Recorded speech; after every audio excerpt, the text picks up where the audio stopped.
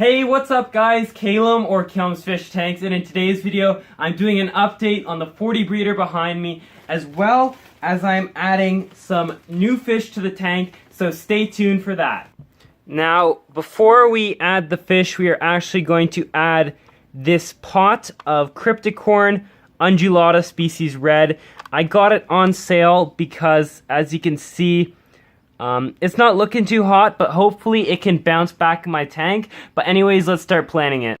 Now I have a video all about preparing tissue cultures and different plants, and I'll put a link to that up in this top corner. Make sure to go check it out if you don't know how to prepare your tissue culture as well as your other plants. But let's get this planted.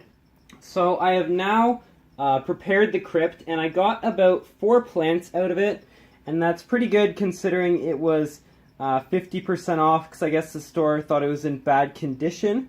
But as you can see right here, I already have some Crypticorn Undulata species red that I also got from a Tropica 1-2 grow that I'm just going to plant these other ones nearby. And as per usual, I am expecting melt back because they are crypts, and they aren't in the greatest condition, but crypts will usually almost always melt back, I have found in my experience. So if they melt back, oh well, they'll come back, or at least they usually do. But I'm just planting them back here. Like I mentioned, I got 4 out of this pot, and yeah, hopefully they do well. The crypts are in place, and you guys kind of got pranked a little. That big bag was not all for this tank. One of those bags was fish for the 7.5 gallon, which I should be doing an update on soon. But here is what is going into the 40 breeder, and I got 4 more dwarf chain loaches that should be going in here, and that'll up my school to 8. These guys are my favorite fish. I love them so much, and I can't wait to up my school in here. But let's start acclimating them. So I have placed them in the tank, and I usually like to let my fish acclimate for an hour to half an hour, unless they're very sensitive fish, like something like crystal red shrimp. But these guys I'm just probably going to let sit in the bag for about an hour, and then I'll let them out to school with their buddies. So like I mentioned, I'll have a school of 8, and I'm super excited to get them into the tank. But yeah, let's let them get used to their parameters. So it is currently the next morning, and all of the dwarf chain loaches have done super well so far. As you can see, there's a couple over here schooling. I'll get a closer look in a second, but I'm super happy because before I was not getting great schooling behavior with only 4, but now that I have 8, they really seem to be schooling really tightly together, which I'm super excited to show you guys. Let's get a bit closer. So they're still a little shy because they have only been in here for a couple hours now, but you can see a couple right up there. They don't really like going close to the front glass. They like to stay closer to the back, but you can see about 3, and I'm so happy I got these guys. They're my dream fish, and yeah, I'm really loving watching them. They've got a super cool pattern. I remember way back I saw someone and they had one in a 34 gallon, and I'm like, damn, that's a pretty fish. And I've wanted it ever since then, but they're pretty pricey, so I've kind of held back. But recently there was a sale at my local fish store, so I grabbed another 4 of them. But they're super happy in here.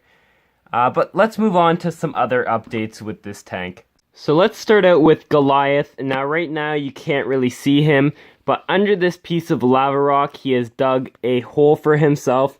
You can see it's kind of banked up the substrate and kicked out quite a lot. See him peeking out every once in a while. Right now I can't see him out the front, so I'm going to switch around to the back of the tank to see if he's peeking out that way. Now if you look closely through all the crypts, sorry about this shot, you may be able to see his tail right in the center of the screen. No, you won't. But he's back there and he's doing well so far. Like I mentioned, I don't get to see him very often, but he lives under this rock, and I'm still happy to have him even though I don't get to see him very often. But I do get to see his pretty tail every once in a while, but that's about it. All the buses I've recently got from Lizzys Fishies are doing super well. This one has put out a lot of new leaves. This is Buse Flandra, Dark Catherine. I'm going to put a link to her website down below, and I'll also have links to all the products that I use in this tank in case you guys are curious. Right here is Limnophilia sessiflora. Now this started off as a tissue culture, and all the stems or about that high, maybe an inch max. And this is about 2 weeks of growth, and I've already trimmed it once. But this stuff has grown like crazy since I got it. I got it from an ABC tissue culture, ABC Plants. They're a company local to Canada, and they're doing tissue culture plants. But it has done super well for me so far. First off, sorry about the algae, but this is the Lizzys Pantanal I got. Now, it was doing super well, but I went away for 4 days and stopped dosing the tank, and now I'm getting deficient growth on it. As you can see, all these leaves are missing, and I only have stuff at the top, which I assume is just because I recently started dosing, but hopefully it bounces back, because right now, everything else is growing well except for this, and if it does die off, I'm probably going to move some Lizzys Super Red down here into its spot to keep with, to have some red in the area. The Pogostem on Erectus right here is doing amazing. As you can see, it's getting close to the surface of the water, so I'm probably going to have to trim that soon. And now, I don't know if we're going to be able to see any, but way back, when I had my 5.5 gallon shrimp tank, when I was getting ready to close it down, I moved about 10 shrimp into this tank and assumed they had all died. But recently, I've been seeing a bunch of blue carbon really shrimp in this tank, and they have been breeding. So if I can find any, I'll show you them. But they do really like to hide in the holes of Dragonstone a lot, so I may not be able to find any, but I'm going to look around for you guys. So I wasn't able to find one right now, but if I do see one, I'll show them.